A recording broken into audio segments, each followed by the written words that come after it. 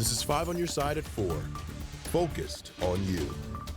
I saw the water around me, my truck, and I tried to open the door, but the water was touching my door a little bit. That's why I just called 911 to let them know I'm not safe. Some scary moments for a delivery driver who got stuck in rising floodwaters. It happened overnight in Rock Hill, an area that's seen several high water events in the past. Thank you for joining us at 4. I'm Brent Solomon. And I'm Kay Quinn. That water came up quickly after parts of our area saw 2 to 3 inches of rain in about 6 hours. 5 on your side's Nyman Palmer has been following the story of the Rock Hill flooding all day long. She talked with business owners in the area affected. Diamond.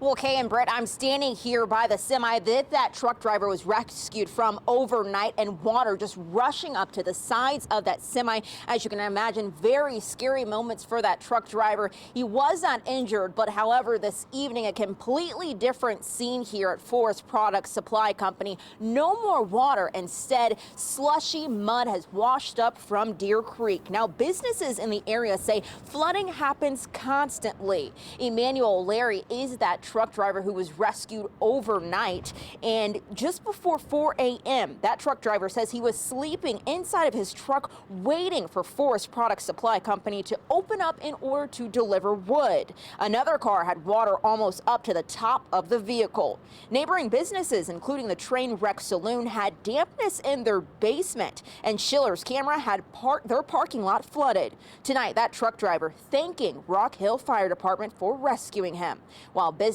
call for long-term solutions to ongoing flood problems. The fire department come and save me to bring me here.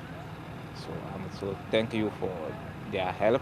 Unfortunately, this happened numerous times last year, and we thought that things would get better with all of the construction that they were working on, but apparently there's still more that needs to be done.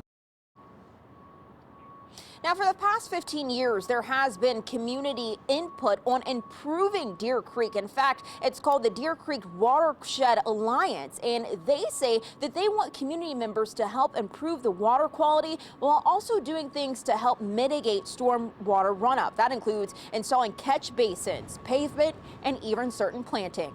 Reporting live here in Rock Hill, Diamond Palmer, 5 on your side. All right, thank you, Diamond. The severe weather also brought flash flooding to Maryland Heights. Check out the high water in Creve Coeur Creek flowing quickly underneath the Creve Coeur Mill Road early this morning. Our crews even saw some fish and a turtle swimming in the floodwater before all that water receded. And flooding wasn't the only issue. High winds and even a tornado damaged property in some communities. National Weather Service experts determining that straight-line winds roared through Bonne Terre and Chester. Some homes, buildings, and power poles in those areas are now damaged. Some of them are torn down. Chester City administrators call the damage a big setback. The NWS is also in Chesterfield. They determined an EF0 tornado caused damage there last night. It touched down just north of I-64 near Olive and was on the ground for 2 miles. It had a peak wind speed of 85 miles per hour, knocking down trees and power lines. It damaged some buildings, too. There are no reports of any injuries. Well, Chief Meteorologist Scott Cano and the Weather First team worked through the night to keep you updated. He joins us now, Scott, with more on that storm. Yeah, yesterday's storm system still impacting us now with the cooler weather and a few lingering showers around the region. But let's look at some of the storm reports that we saw from yesterday across the area. Fortunately, they weren't as numerous as one would expect, considering we were in a level 3 risk area for severe weather.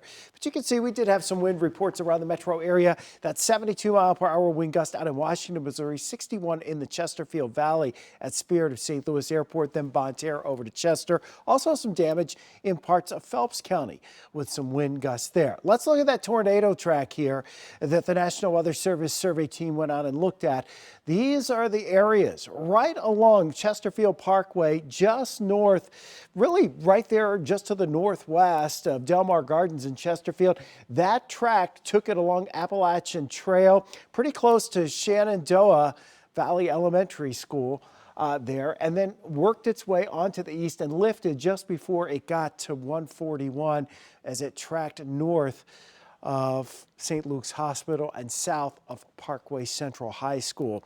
And again, EF 0 damage, peak winds about 85 miles per hour or so with the worst of the damage. Now, today, the stronger storms, you see them over into Indiana, into Ohio, down into Kentucky.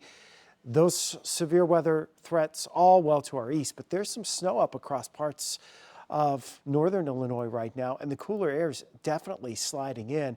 We're now down to 50 in St. Louis. Cooler temperatures the rest of the week. Opening day forecast and a look ahead towards the eclipse in a few minutes, Kay. All right, we'll see you then. Thank you, Scott. Remember, you can stay on top of the Weather First forecast anytime. Just text the word weather to 314-425-5355.